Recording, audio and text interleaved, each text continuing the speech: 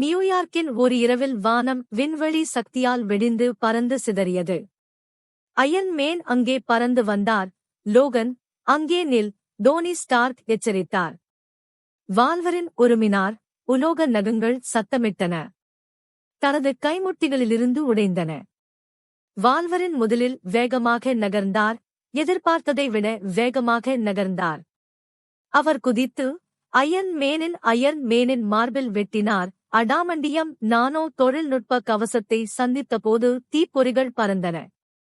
Iron man பின்னோக்கி மிகவும் சரி, கவனிக்கப்பட்டது, கூர்மையானது. டோனி முணுமுணுத்தார். மறுபடியும் சொல்லும்போது அயன் மேன் பின்னாடிருந்து வால்வர் மேலே இருந்து குதித்து தாக்க தாவினார்.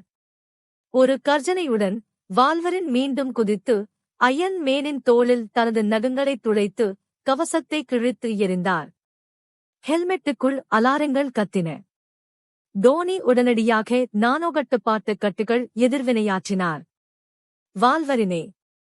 அயன் மேன் கைகளை கயிறு இறுக்கின, மேல் நோக்கி பாய்ந்து இடியுடன் கூடிய தாக்குதலுடன். பின்னர் வால்வரின் சங்கிலி கயிறு கட்டி அயன் மேன் மேலே மிதந்தார். விரட்டிகள் குறிவைத்தன, ஆனால் நிலையாக இருந்தன. வால்வரின் சங்கிலி உடல் பலதால் உடை எறிந்தார். இல்லை, டோனி அமைதியாகச் சொன்னார். ஆனால் எனக்கு இனி தேவையில்லையு. வேறு வார்த்தை பேசாமல் வால்வரின் திரும்பி நடந்தார். அயன் மேன் சற்று கீழே இறங்கினார். அடுத்த முறை டோனி பெருமூச்சு விட்டார். வால்வரின் நின்றார். விரிசல் அடைந்த முழங்கால்கள் மீண்டும் இடத்திற்கு திரும்பின. இருவரும் ஒருவரையொருவர் பார்த்து கொண்டனர். கோபத்தை மரியாதையாக மாற்றியது. இருவரும் நல்ல நண்பர்களா மாறி வானம் விண்வெளி வெடிப்புயிட்டத்தில் நோக்கி அந்த இடைத்தவிட்டு மேலே பறந்தார்கள்.